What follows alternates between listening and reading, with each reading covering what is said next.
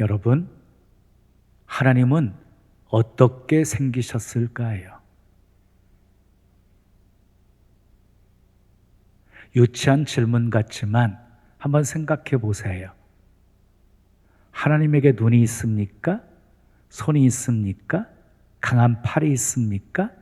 발이 있습니까? 하나님은 영이십니다.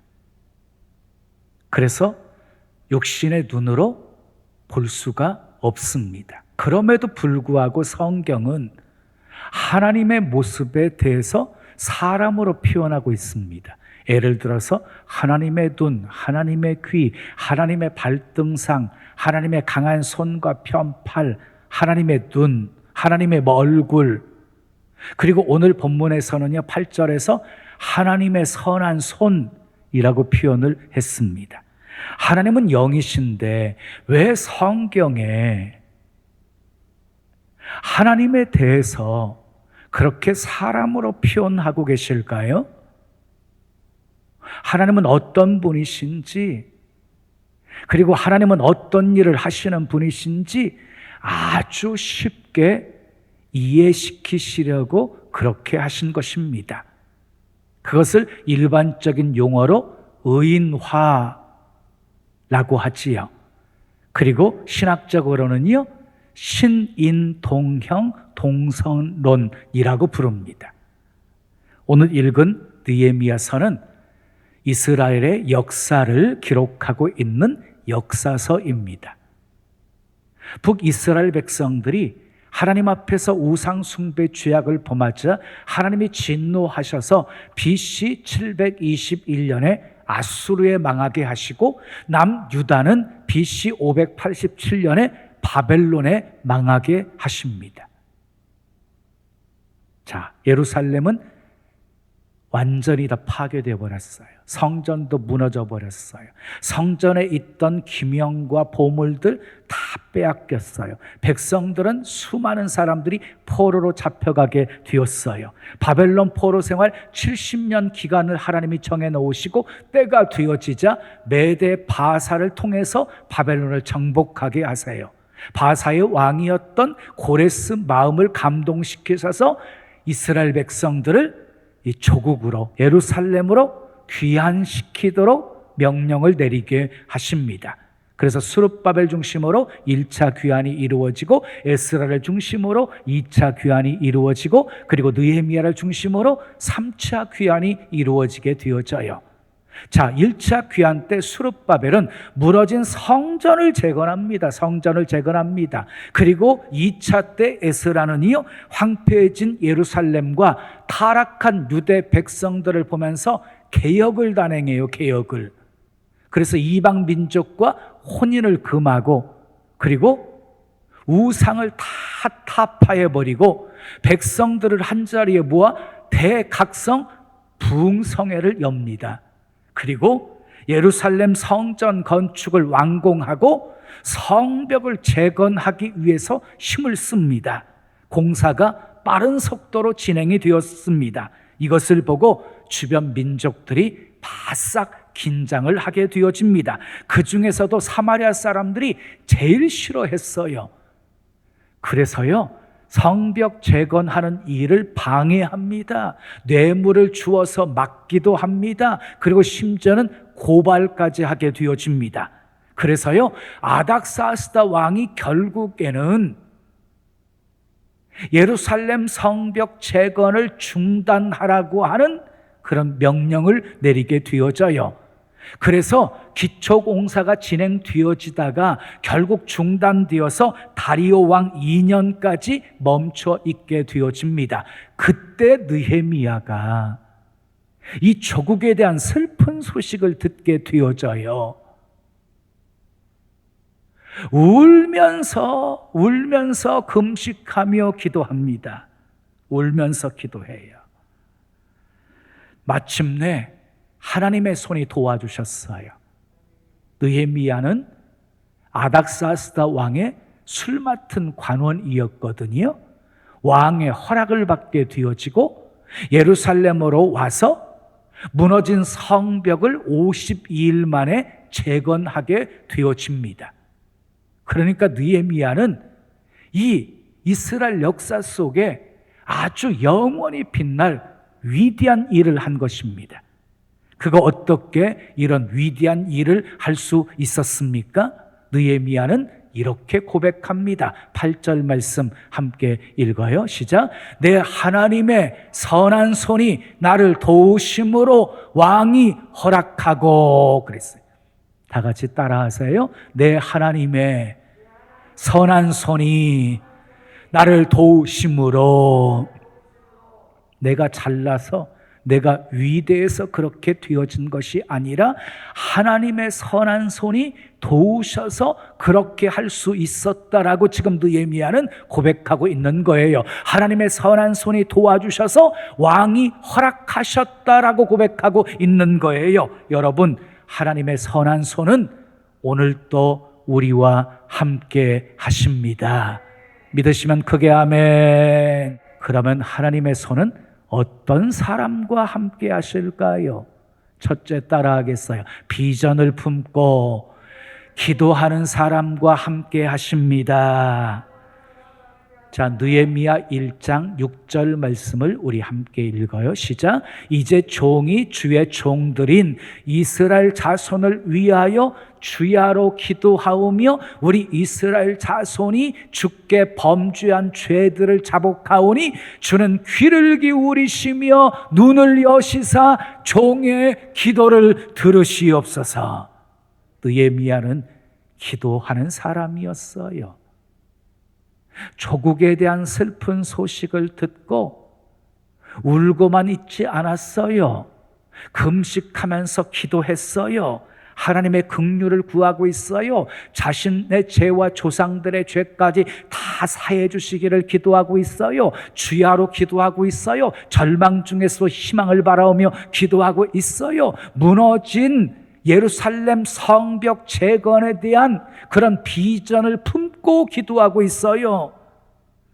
느헤미야는요, 당시 아닥사스다 왕의 술 맡은 관원이었습니다. 그러니까 수시로 왕을 대면할 수 있었던 사람이었어요. 그러니까 직접 왕에게 소원을 말할 수도 있었어요. 그런데 느헤미야는 그렇게 하지 않아요. 간절히 하나님께 기도만 해요. 사실 느헤미야가 아닥사스다 왕의 마음을 움직인다고 한다는 것은요, 결코 쉬운 일이 아니었어요. 왜냐? 여러 가지 고발로 인하여서 아닥사스다 왕이 성벽 재건을 중단하라고 명령을 내린 상황이었단 말이에요. 그걸 돌이킨다는 것 쉬운 일이 아니에요. 그것을 느헤미야는 알고 있었어요. 그래서 간절히 하나님께 기도한 거예요. 자그만치 4개월을 기다리면서 기도했습니다. 몇 개월이요? 4개월. 그랬더니 하나님께서 역사하시기를 시작하셨어요. 아닥사스다 왕의 마음을 움직이기 시작하셨어요. 어느 날 왕이 느헤미야의 얼굴을 보고요, 묻습니다. 2절, 본문 2절 읽어요. 시작. 왕이 내게 이르되 내가 병이 없거늘 어찌하여 얼굴에 수심이 있느냐? 이는 필연 내 마음에 근심이 있음이로다 하더라. 느헤미야 얼굴을 보고 이건 분명히 근심이 있다. 그래서 네가 수심이 가득하구나 하고 안 것이에요. 자, 그때 느헤미야가 어떻게 합니까? 자신이 근심하고 있는 이유를 소상하게 말합니다. 그랬더니 왕이 대답합니다. 그러면 내가 무엇을 원하느냐? 그때 느헤미야가 순간 하나님께 묵도하고 왕에게 이렇게 아뢰입니다. 5절 6절 읽어요. 시작. 왕에게 아뢰되 왕이 만일 좋게 여기시고 종이 왕의 목전에서 은혜를 얻어 싸우면 나를 유다 땅 나의 조상들의 묘실이 있는 성읍에 보내어 그 성을 건축하게 하옵소서 하였는데 그때에 왕후도 왕 곁에 앉아 있었더라.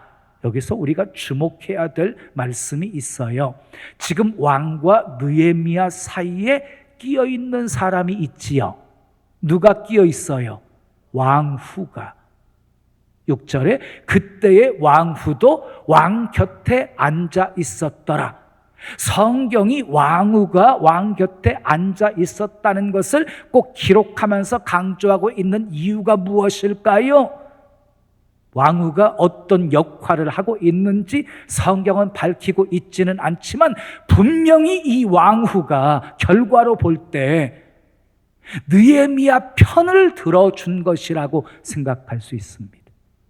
지금 아닥사스다 왕은요, 성벽 재건하는 일을 다시 시작하게 하는 거 별로 달가워하지 않고 있어요. 그런데 느헤미야의 말을 왕 곁에서 듣고 있던 왕후가 편들어서 거들어 주었더니 왕이 느헤미야의 소원을 들어주었다.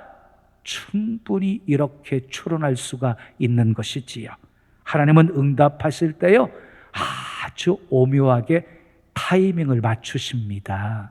만약에 거기에 왕후가 없었다면 어떻게 되었을까요? 사랑하는 여러분, 기도는요, 힘이 있습니다. 비록 우리가 가진 것이 없고 아는 것이 없을지라도 기도하는 골방에서 세계를 움직일 수 있습니다. 골방에서 세계를 품을 수 있습니다. 아멘. 여러분의 일이 소원대로 다 되셨습니까? 그때 착각해서는 안 되는 것이 있습니다.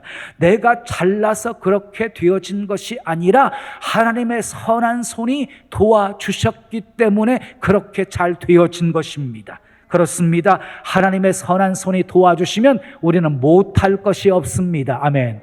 불가능할 것이 없습니다. 하나님의 손은 비전을 품고 기도하는 사람과 함께 하십니다. 두 번째 따라해요. 말이 지혜로운 사람과 함께 하십니다.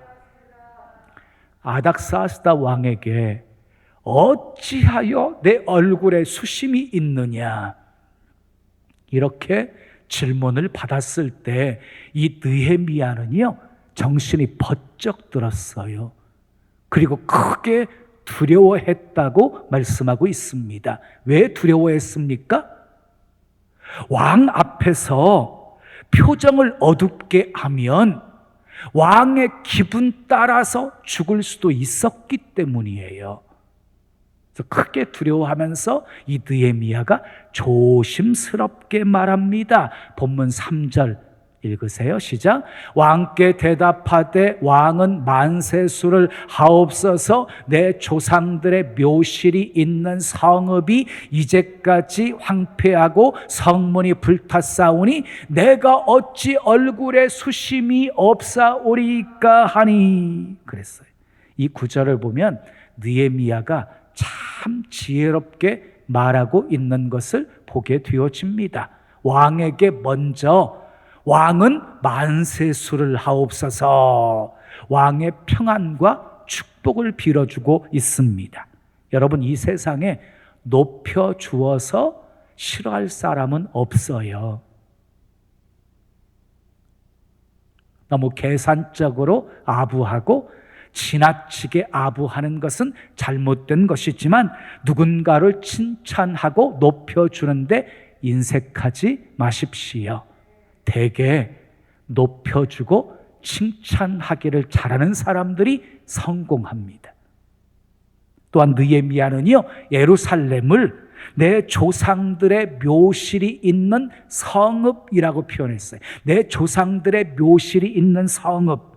왕이 지금 예루살렘 성벽 재건을 중지하는 명령을 내린 상황에서 예루살렘이 황폐하게 되어서 속이 상해서 그렇습니다라고 말한다고 했다면 왕에 대한 원망의 소리로 들려서 왕의 자존심을 상하게 할 수 있었습니다. 그런데 예루살렘이라는 말을 쏙 빼버리고 내 조상들의 묘실이 있는 성읍이라고 하니까 왕의 자존심도 건드리지 않고 자기의 효심까지 드러낼 수 있었던 것입니다. 우리는 상대방의 자존심과 감정을 건드리지 않은 채 꼭 해야 할 말은 할 수 있는 말의 지혜가 있어야 합니다.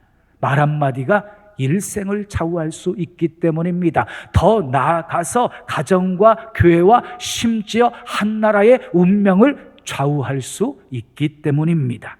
성경을 보면은요, 하나님의 손이 함께한 사람들을 보게 되어지면 공통적인 특징이 있어요. 말을 다 지혜롭게 했다는 거예요. 모세도, 여호수아, 갈렙도, 다윗도, 백부장도, 그리고 수로보니게 여인도 다 말을 지혜롭게 했습니다. 우리 집에 오심을 감당치 못하게 싸우니 주여 말씀만 하옵소서. 그리하면 내 하인이 낫겠나이다. 주여 올소이다마는 개들도 주인의 상에서 떨어지는 부스러기를 먹나이다. 내가 이만한 믿음을 보지 못하였다라고 하시면서 하인 고쳐주셨고, 내 믿음이 크도다 하시면서 그 딸을 고쳐주셨습니다. 사랑하는 여러분, 말 한마디가 관계를 깨트려 버릴 수도 있고, 말 한마디가 관계를 더 견고하게 만들 수도 있습니다. 우리는 최대한 지혜의 말로 우리가 속한 공동체 아름답게 만들 수 있어야 합니다. 아멘. 자, 여러분, 하나님이 싫어하시는 말이 무슨 말일까요? 원망하는 말, 불평하는 말, 불신앙의 말, 하나님이 너무너무 싫어하세요. 그러면 하나님이 반대로 좋아하시는 말은 어떤 말일까요? 감사하는 말, 믿음의 말입니다. 하나님의 손은 말이 지혜로운 사람과 함께 하십니다. 세 번째 따라하겠어요? 하나님의 때를 기다리며 준비하는 사람과 함께 하십니다. 여러분, 느헤미야가 조국에 슬픈 소식을 전해 듣고 간절히 하나님께 기도하기 시작한 때가 언제입니까? 느헤미야 1장 1절을 보면 기슬르월이었어요. 기슬르월은요, 우리 태양력으로 보게 되어지면 11월과 12월을 가리키는 거예요. 그런데 기도하기 시작한 후에 하나님이 이 느헤미야의 기도를 언제 응답하십니까? 니산월에 응답을 하십니다. 니산월은 3월과 4월경입니다. 다시 말해서 느헤미야는 무려 4개월 동안 기도하면서 하나님의 때를 기다린 거예요. 하나님이 응답하시는 때가 가장 좋은 때입니다. 그러니까 니산월은 가장 좋은 때였어요. 예루살렘에 도착해서 무너진 성벽을 재건하기에 너무 좋은 기간이었어요. 그러니까 하나님께서는요, 기후까지 살피시면서 응답하시는 분이시다. 아멘. 근데 중요한 것은요, 기도만 해서는 안 됩니다. 응답을 확신하면서 준비하셔야 합니다. 느헤미야는 하나님이 응답해 주실 것을 확신하면서 완전하게 준비하고 있었어요. 그래서 왕이 내게 무엇을 해주기를 원하느냐 하고 물었을 때 조목조목 구합니다. 본문 7절 8절 읽어요. 시작. 내가 또 왕에게 아뢰되 왕이 만일 좋게 여기시거든 강 서쪽 총독들에게 내리시는 조서를 내게 주사 그들이 나를 용납하여 유다에 들어가기까지 통과하게 하시고 또 왕의 삼림 감독 아삽에게 조서를 내리사 그가 성전에 속한 영문의 문과 성곽과 내가 들어갈 집을 위하여 들보로 쓸 제목을 내게 주게 하옵소서 하매 내 하나님의 선한 손이 나를 도우심으로 왕이 허락하고 그랬어요. 느헤미야는요, 왕에게 저 하나만 보내주시는 것도 감지덕지한데 무엇을 요구하겠습니까? 더 이상 필요한 것 없습니다. 이렇게 말하지 않았어요. 구체적으로 필요한 것을 달라고 요청을 합니다. 강서쪽 이 총독들에게 조서를 내려주셔서 우리가 유다 땅으로 건너가기까지 무사하게 다 통과할 수 있게 하옵소서. 그리고 왕의 살림을 맡고 있는 아삽에게 조서를 내리셔서 문과 그리고 성곽과 내가 들어갈 집을 짓는 데 쓸 들보로 쓸 제목을 주게 하옵소서. 아주 구체적으로 구했어요. 그랬더니 왕이 다 허락했습니다. 여러분 기억하십시오. 기도는 하지 않고 계획만 세우는 것은 인본주의입니다. 기도만 하고 계획은 전혀 없는 것은 신비주의입니다. 두 가지 다 잘못된 거예요. 느헤미야는 어떻게 했습니까? 기도하면서 기다렸고 기다리면서 준비했습니다. 여러분, 제 목회 뒤돌아보면은요, 다 하나님의 선한 손이 함께 하셨어요. 구로공단에서 사역할 때 기도 가운데 하나님이 3,000의 비전을 주셨어요. 동네 개가 웃을 일이었어요. 불가능한 일이었거든요. 근데 3,000의 영혼을 달라고 기도하면서 3,000의 영혼을 구원할 수 있는 지역의 땅만 찾아다녔어요. 13년 동안. 하나님이 다 막으셨어요. 그런데 그렇게 기다리는 동안, 하나님의 때를 기다리는 동안 철저하게 하나님이 3,000의 비전을 이루게 하실 때 필요한 모든 것들을 준비했어요. 내 실력을 키웠어요. 그리고 필요한 성경 공부, 교재를 만들게 하셨어요. 그 교재가 만들어지니까 땅을 주시더라고요. 그리고 건축하고 나서 수년 만에 3,000의 비전이 이루어지게 하셨어요. 이제는 3만의 비전을 품고 기도하게 만들어 주셨어요. 사랑하는 여러분, 하나님의 손은 하나님의 때를 기다리며 준비하는 사람과 함께 하십니다. 마지막 네 번째 따라하겠습니다. 공동체를 흥왕하게 하려는 사람과 함께 하십니다. 자, 10절 말씀 함께 읽어요. 시작. 호론 사람 산발락과 종이었던 암몬 사람 도비아가 이스라엘 자손을 흥왕하게 하려는 사람이 왔다 함을 듣고 심히 근심하더라 그랬어요. 느헤미야가 나타나게 되어지자요, 성벽을 재건하는데 가장 앞장서서 방해했던 사람이 산발락과 도비아였거든요. 그 느헤미야가 나타났다는 소식을 듣고 이스라엘 자손을 흥왕하게 하려는 사람이 왔다 그러면서 심히 근심합니다. 여러분, 느헤미야처럼 하나님 나라 건설을 방해하는 자들이 두려워하는 존재가 되십시오. 아멘. 하나님은 공동체를 흥왕하게 하려는 사람과 함께 하십니다. 공동체를 위해서 기꺼이 헌신하려는 사람을 쓰십니다.